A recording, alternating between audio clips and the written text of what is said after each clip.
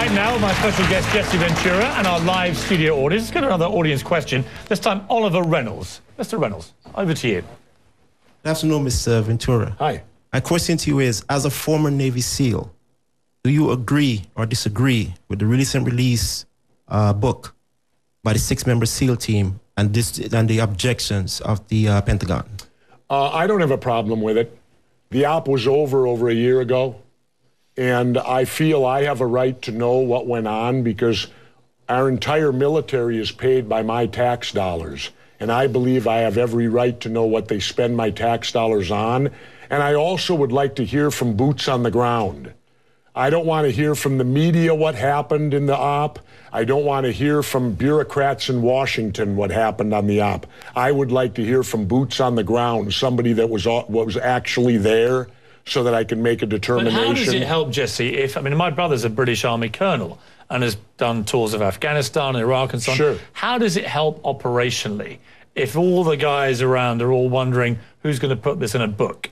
I mean, surely they all sign up, don't they, to not write about their experiences? Well, he's out now. He's a civilian now. And I just, you know, to me, he has the First Amendment rights, or he should have them. If he's not giving away anything that's listed under national security or that could affect anyone in the future operations, I say, why not? Like I said, I'd like to hear from boots on the ground what actually happened there, not some fragmented story that comes out of Washington telling me what happened. So I don't have, and besides, you, the media, and the SEALs themselves have allowed themselves to become like the Green Berets in the 60s and 70s now. I don't like the fact that you even know we exist, because back in the 60s and 70s, nobody even knew who we were. Well, that's out of the bag now. Hollywood's made plenty of films. You've had my friend Dick Marcinko, who created SEAL Team 6. He's written a half a dozen books. So if the creator of SEAL Team 6 can write books about what they do, what the heck? If he doesn't put in jeopardy anyone, why is our government so up in arms about that he does this? What we're all agreed on is that the death of Osama bin Laden was a good thing. But be honest, is America any safer now than it was when he was killed? Or from all we're seeing now in the Middle East, all the uprisings, all the kind of reverse Arab Spring, if you like, are you concerned that it may be a hornet's nest is getting out of control? No, because I think that lots of times these uprisings are orchestrated. I believe in the works of Colonel L. Fletcher Prouty when he said, nothing just happens, everything is planned. I truly believe that. And so these uprisings that are happening right now, we don't know really who's behind them. They could be our own CIA helping to do it. Right, well, who knows? But did we know who we were backing?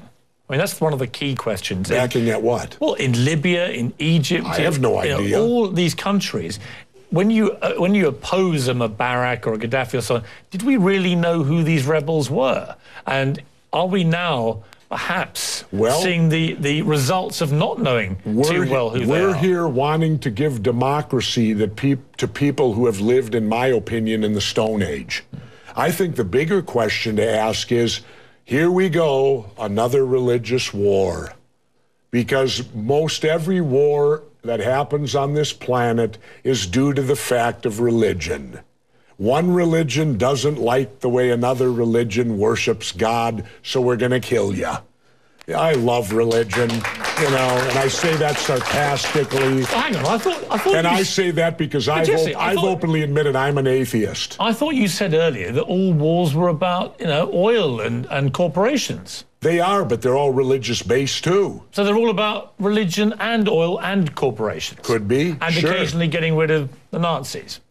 Yeah. So my point is, that the Nazis can be over many things. The Nazis was religious too. Look what they did to the Jews. So that brought religion in. Vietnam was religious because Diem, our puppet president, and our country brought 100 Christian Vietnamese down to the south to be the government. Well, the southern Vietnamese didn't like these religious characters from up north, so they then became the Viet Cong.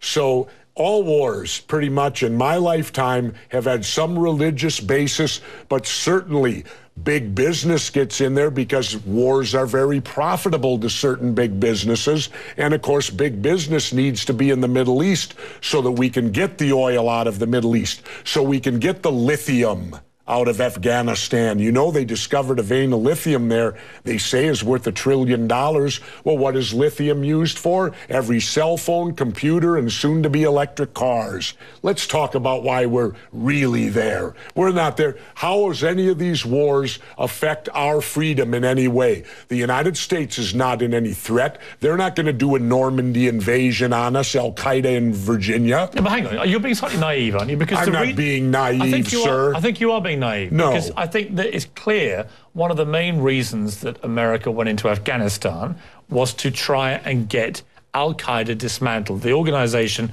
which committed the 9/11 atrocity. Really? Well, you don't think so? Well, how come Al-Qaeda put the heroin business out? They took all the poppy growers and stopped the production of heroin. What would you have done? Wait, now how much of that illegal heroin was propping up the international banks with laundered money, and when it dried up, the first recession happened? Well, now that we're back in there, we aligned with the poppy growers, and the heroin business is back up full swing again. I thought we fight a war on drugs here. All right, Jesse, we're not. What would you have done on September the 12th, 2001? What would you have done if you'd been president? What would I have done? Yeah. I would have done a legitimate investigation to find out what exactly happened on 9/11. How did they know who did this so quickly like they did Lee Harvey Oswald? How quick they knew Lee Harvey Oswald killed Kennedy. Because the people who did it were identified and we knew who they were. Well, then why couldn't we have stopped them beforehand if they were identified and we knew who they were? It was a failure of intelligence. Everyone's accepted No, it that. wasn't. We knew before with Condoleezza Rice's memo on August 6th when it stated right in the memo, bin Laden to steal planes and run them into buildings. And more stuff is coming out now also, how much the Bush administration ignored the intelligence. It was almost like they ignored it because they wanted it to happen. Oh, come off it, Jesse. No, not oh, come off it. Wait a minute. No. Every war fought starts with a false flag operation. You can't, in all seriousness, sit there and try and make out anybody in the Bush let me ask you this, Piers. Wait a minute. Let me ask you something. How much studying have you actually done of 9/11 other than what the government's told you and what mainstream media has told you? I've been studying it 4 years. I was editor of a national newspaper. I've talked to covered it in depth every day for 5-6 months. Really? So I know a lot about it. Well, and one thing I do know is, let me ask you this then. You cannot say that any member of the Bush administration knew it was going to happen or wanted it to happen. It's a ridiculous thing to say. Ridiculous. Okay, let's talk about your BBC. I have a tape of a BBC reporter broadcasting directly back to England talking about a third building has collapsed. World Trade Center Building 7 talks for 7 minutes. All the while she's talking, World Trade Center Building 7 is still standing right behind her. It didn't fall for another half hour. Yet they were doing a pre-broadcast back to England that, yes, it's true, you need to that this building fell and it hadn't fallen yet. If you're trying to make out the British Broadcasting Company, one of the most respected news organisations in the world, was inventing huge buildings falling over, you need to have a break, Jesse. We'll come back after the break and we'll talk about Israel and Iran. Are you kidding me? This is a fact, my friend.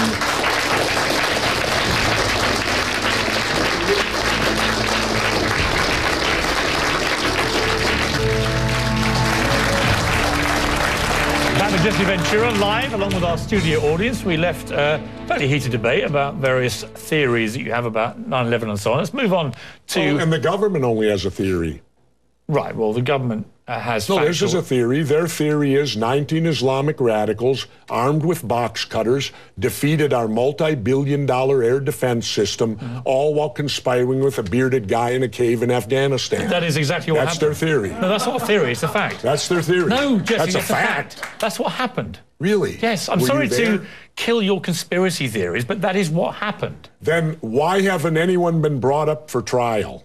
Because they haven't given one shred of evidence in a trial. In case you missed the story. Well, then what do we got all these guys in Gitmo for? And we got the supposed confessor to it, who they waterboarded 180 times to get the confession. Got news for you, Piers. If they waterboarded you 180 times, you'd confess to it. See, now you're missing the point. On that very point, I don't agree with Guantanamo Bay. I didn't agree with the waterboarding, personally.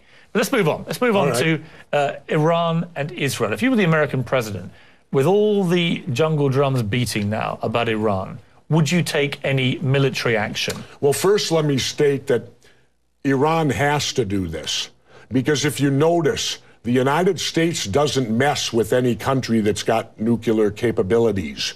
They only mess with countries that don't. So all countries that don't have it strive to get it because it's a safety mechanism to have it. So of course Iran's going to try to get the stuff. Should they be allowed to have it? Should they be allowed to? I don't know. Well, yes or no? I don't know. You're a man of opinions. No, I don't. You may be running for office. You're entitled to know what you think. Not right now. You don't. I need to study it more. How very convenient. Yes, it is very convenient. So you know about everything that happened before 9/11, but right now, when you have Iran potentially nuking itself up, you don't have an opinion. Well, let's leave that up to the nuclear inspectors that go in there. They will tell us whether they're nuking it up before you decide to bomb them. I didn't decide to bomb anybody. No, but you seem to be very favorable. You're trying to put words into my mouth all the time, which is it's not a very good technique when you're debating with somebody. Just stick to facts. How many political offices have you held?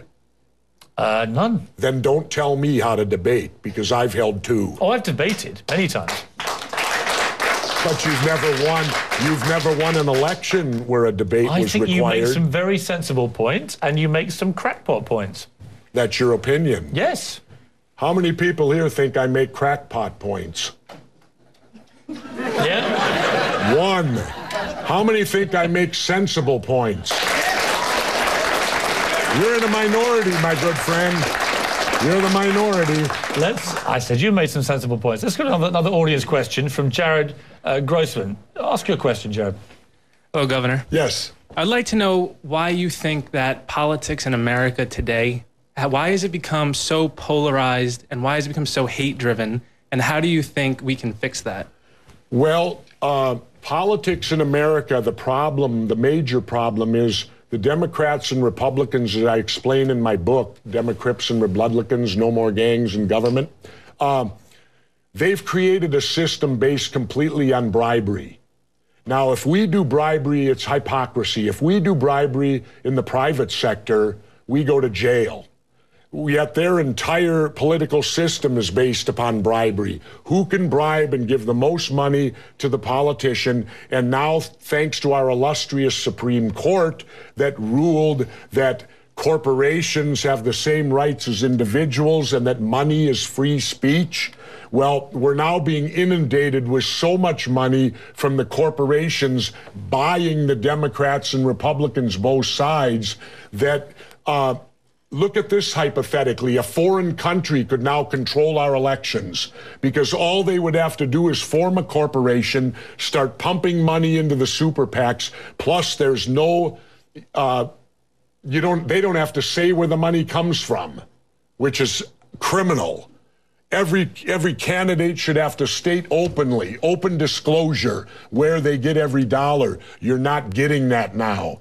So the whole system is corrupted now. The Democrats and Republicans are at fault because they've been in charge for 150 years. They can't pass the buck on it.